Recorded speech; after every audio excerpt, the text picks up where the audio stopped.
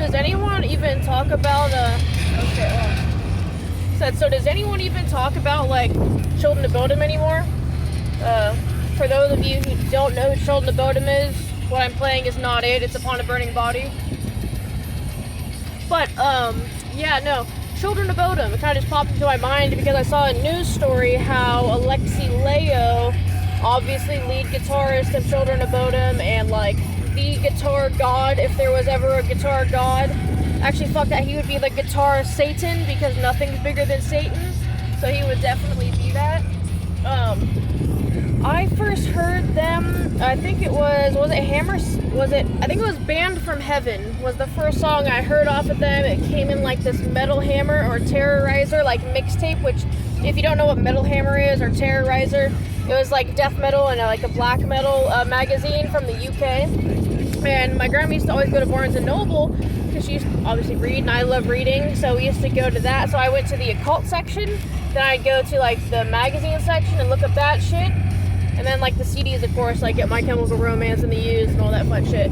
You know, but, what the fuck was I talking about? Yeah, so I listened to this mixtape, and it was, like, all thrash metal, and that was the first one I heard. Then I started Googling them, obviously, and Blood Drunk came out around that time, and I, you know, used to cut myself and do, like, bloodletting and scarification type stuff, in that point in my life. I was like, dude, I fucking relate, you know? I'd watch a bunch of interviews with Alexi Leo. I mean, if you're a true fan of music, you watch, you know, Alexi Leo videos or Marilyn Manson interviews or whatever interviews from whatever band you like, and you just, like, memorize them because it's just a thing that you do to feel safe. At least I do. But yeah, so I got all Children of Bodom albums. My grandma would actually special order them through Barnes & Noble, which I think had to order some of them from the UK. Or whatever. So I loved my grandma. She was awesome. She actually bought me an Alexi actual ESP scythe. His scythe, it was like $1,000 or so. It was expensive. And then I sold it kind of to appease my girlfriend at the time, wife now, so to get money. And then I was so depressed that she bought it back for me, and I sold it again. But besides the fucking point. You know, what the fuck am I doing? Ugh.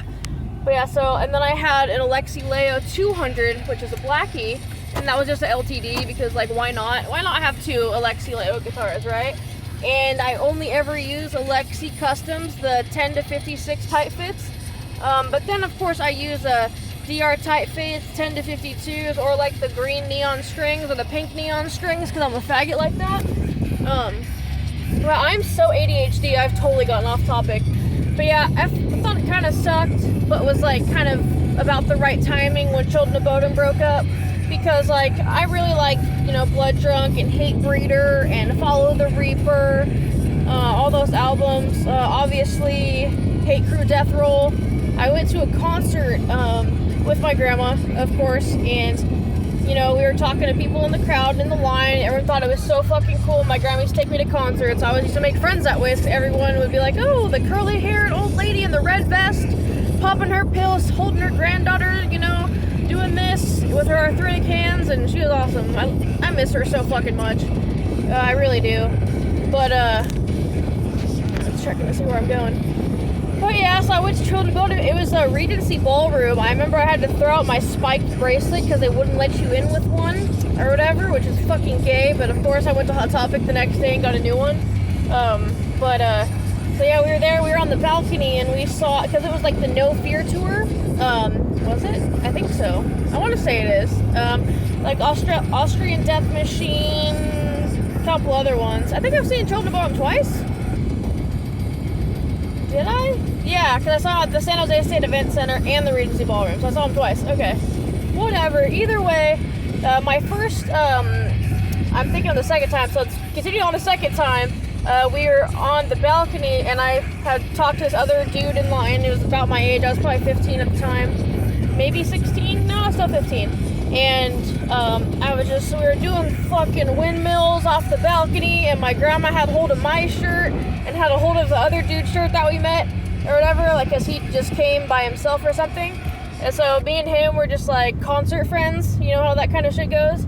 And yeah, my grandma was holding both our shirts so we wouldn't fall over because we kept getting so fucking dizzy from doing windmills over the thing. Like, it was amazing. And then the first actual concert I went to was the San Jose State Events Center with my grandma. I was about 14. And it was Children of Bodom. It's supposed to be As I Lay Dying, but Suicidal Tendency is like sub for them because that's when he was getting his little baby from Nigeria / planning to kill his wife. And then who else? It was God Forbid. So the first band I ever saw play live was God Forbid. That was the first. They were the opener for like Children of Bodom and shit. And I think the Black Dahlia Murder was at the other one. Yeah, so it was at my second Bodom concert. But yeah, no, it was amazing. I got all in the pit. It was my first mosh pit, and I got in there and I broke fucking 2 ribs. I think it was at least 2 ribs. It was interesting, and people saw me like kind of struggling down there, and they picked me up, and I crowd surfed to Blood Drunk. So here's 14-year-old little fat chubby me in all our Hot Topic gear, broken ribs, doubled over in pain. I'm sure I was off several Vicodin from my grandma anyway, so probably wasn't feeling it that much. And then like this heaven moment where I'm being crowd surfed right as they were singing, as Children of Bodom was singing Blood Drunk. It's like probably one of my favorite memories in the whole fucking entire world. It was amazing. So yeah, Children of Bodom means a lot to me, for sure.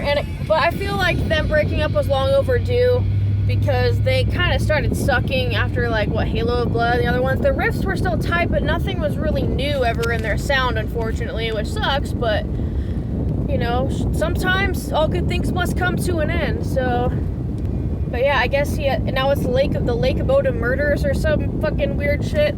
So basically, he plays Children of Bodom songs, but with new people. So, I mean, good for you, dude. You're actually still doing what you love, and you're making a living off it, or whatever. You know, you're still doing it. So, I applaud you, Alexi Leo. I love you. You're like one of my main heroes besides Manson. Marilyn Manson is always up there, but then it'd probably be like Matt Tuck, Both My Valentine, you know, then Alexi Leo, for sure. So.